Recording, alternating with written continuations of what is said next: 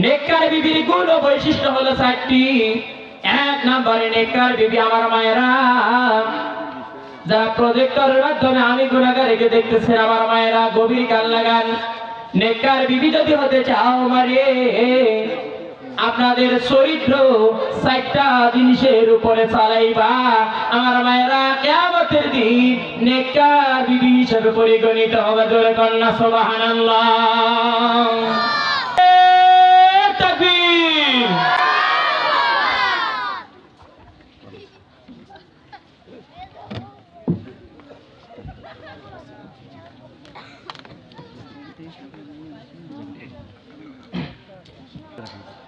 সকলে আরেকবার পর আলহামদুলিল্লাহ। মেহমান চলে আছে, আর আমি লম্বা করতে যাব না। নেককার বিবির 4টি বৈশিষ্ট্য। নেককার বিবি কয়টি বৈশিষ্ট্য? 4টি। আচ্ছা বলেন, আপনার আমার সকলের ঘরে বিবি আছে, কথা বলেন ঠিক না বেঠিক? এই বিবিগুলোর মধ্যে থেকে কে নেককার এটা জানার দরকার আছে না নাই?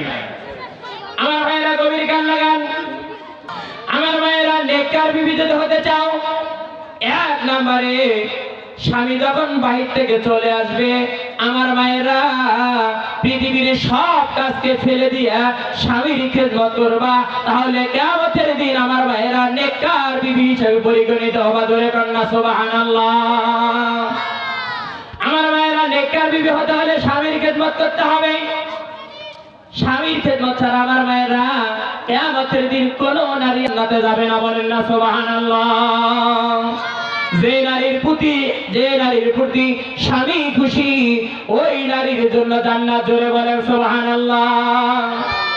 আমার রাসূল বলেন, সাহাবীরা জেনে রাখো, কিয়ামতের মাঠ যেদিন আমার আল্লাহ কায়েম করবে, ওই সময় প্রতিটা স্ত্রীকে বলবে, ও মহিলা বলো তোমার স্বামী কেমন ছিল? সেই সময় স্বামী যদি বলে আমার স্ত্রী ভালো ছিল, আমার মায়েরা ওই স্বামীর কথাটাই আপনার জন্য সার্টিফিকেট, আপনার জন্য আল্লাহর জান্নাত ওয়াজিব হয়ে যাবে। বলেন সুবহানাল্লাহ। আবার স্বামীকে জিজ্ঞাসা করা হবে, ও পুরুষ বলো তোমার স্ত্রী কেমন ছিল? ওই সময় স্বামী যদি বলে আমার স্ত্রী ভালো ছিল, আমার মায়েরা গভীর কান লাগে শোনেন, ওই স্বামীও আল্লাহর জান্নাতের মেহমান। জোরে বলেন সুবহানাল্লাহ।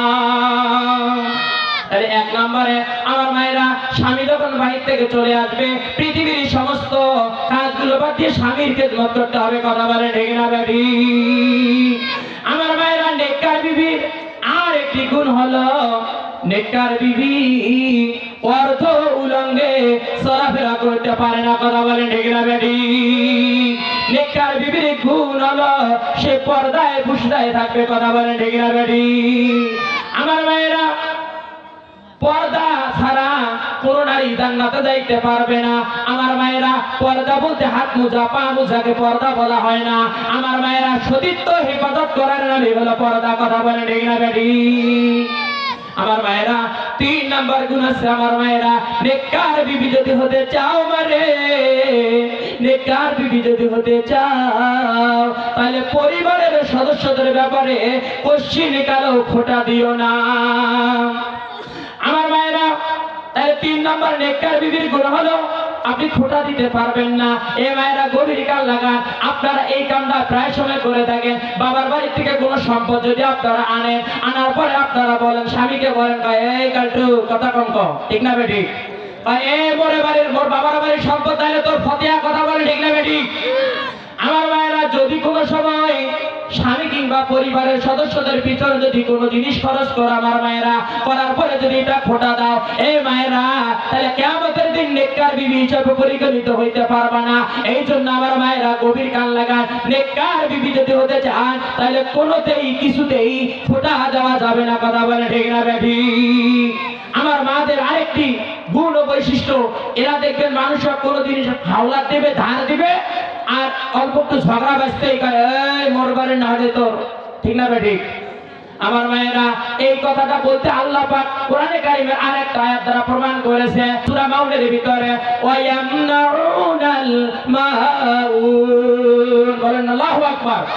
আমার রব্বুল আলামিন বলছে, বান্দা জেনে রাখ, নিত্য প্রয়োজনীয় জিনিসগুলো মানুষের ধার দাও, যদি তুমি ধার না দাও তাহলে তুমি জাহান্নামী। আবার ধার দেওয়ার পরে যদি তুমি খোটা দাও তাহলে আমার নবী বলেছে, তিরমিজি শরীফের হাদিস, ওই সমস্ত উক্তি দানকারী নারী পুরুষকে কাফেরের চাইতে আল্লাহ কিয়ামতের দিন বেশি শাস্তি দেবে। জোরে বলেন নাউজুবিল্লাহ।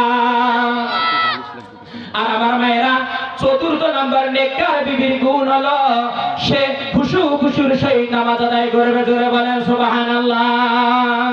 নেককার বিবির গুণ হলো সে 5 ওয়াক্ত নামাজ সঠিক সময় বাড়ির ভিতরে আদায় করবে। বলেন আল্লাহু আকবার। তার মানে আমার মায়েরা নেককার বিবির গুণ হলো এই 4টা।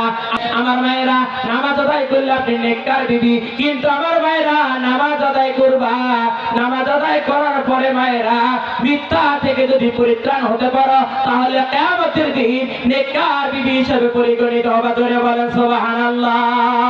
আমার মায়েরা, আর আলোচনা করতে গেলাম না। রাসূল কারীম সাল্লাল্লাহু আলাইহি সাল্লাম বলেছেন যে, তিরমিজি শরীফের হাদিস, যে অধিকাংশ মানুষগুলা কবরে আযাব হওয়ার পিছনে হচ্ছে একটি কারণ, তা হলো পেশাবের সিটার কারণে। কথা বলেন ঠিক না বেঠিক? আমার মায়েরা, তিরমিজি শরীফের হাদিসের মধ্যে আছে, আমার রাসূল দুটা মরুভূমি ময়দান দিয়ে যাইতেছিলেন, এমত অবস্থায় হুট করে থমকে দাঁড়ালেন। দাঁড়ানোর পরে সাহাবীদেরকে বললেন, ও আমার সাহাবীরা, তাড়াতাড়ি তোমরা খাজুর গাছের নিকটে যাও, একটি ডাল নিয়ে আসো। আনার পরে রাসূল ডালটাকে ভাঙলেন, ভাঙার পরে দুই পাশে দুটা গেড়ে দিলেন। সাহাবায়ে কেরাম বলেন, ইয়া রাসূলুল্লাহ, এখানে তো কোনো কবর নাই, আপনি ডাল গাড়লেন কেন? আল্লাহ রাসূল বলেন, সাহাবীরা, আমি যা দেখি তোমরা তা দেখো না, আমি যা জানি তোমরা তা জানো না। ও আমার সাহাবীরা, তোমরা জেনে রাখো, তোমরা দেখতেছো এখানে সমান জায়গা কিছু নাই, বাড়ি আর বাড়ি, কিন্তু আমি রাসূল দেখতেছি এইখানে দুটা কবর আছে, এই কবরের মধ্যে দুজন নারী শুয়ে আছে, এই নারী দুটার কবরের মধ্যে জাহান্নামের আগুন জ্বলতেছে। বলেন না নাউজুবিল্লাহি মিন যালিক। সাহাবায়ে কেরাম প্রশ্ন করলেন, নবী, এই নারী দুটা কারা, তার পরিচয় কি? আমার নবী বললেন, এ সাহাবীরা, তোমরা জেনে রাখো, এই কবরের মধ্যে দুইটা নারী শুয়ে আছে, মহিলা মানুষ শুয়ে আছে। সাহাবায়ে কেরাম বললেন, ইয়া রাসূলুল্লাহ, ইয়া হাবিবাল্লাহ, এই নারী দুটার পরিচয় কি?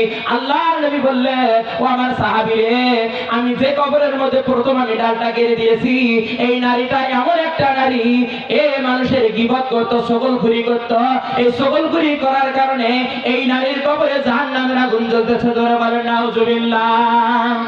অপর নারীটার পরিচয় দিতে গিয়ে আমার নবী বললেন, হে সাহাবীরা, জেনে রাখো, আমি যে বামের কবরটার মধ্যে আমি ডাল গেড়েছি, এই নারীটা অন্য কোন নারী নয়, এই নারীটা হচ্ছে পেশাবের ছিটা পায়ে পড়েছিল, এই নারীটা পেশাবের ছিটা পানি দ্বারা ধুয়ে নেয় নাই, পরিত্রাণ হয় নাই, এই কারণে আল্লাহ পাক এই নারীর কবরে জাহান্নামের আগুন জ্বালিয়ে দিয়েছে। জোরে বলেন নাউজুবিল্লাহ। আমার মায়েরা, আমি আমার আলোচনা এখানে সমাপ্ত করলাম, কিন্তু আমি বলতে চাইছি, আমার মায়েরা, 1 নম্বরে গীবত করবেন না, 2 নম্বরে পেশাব করে পানি নেওয়ার চিন্তা ভাবনা করবেন, তাহলে আমার মায়েরা কবরের আযাব থেকে আমার আল্লাহ হয়তো আপনাদেরকে পরিত্রাণ দিবেন, আযাব দিবে। কথা বলা ঠিক না বেঠিক? ওয়া আখিরু দাওয়ানা আলহামদুলিল্লাহি রাব্বিল আলামিন। আসসালামু আলাইকুম ওয়া রাহমাতুল্লাহ।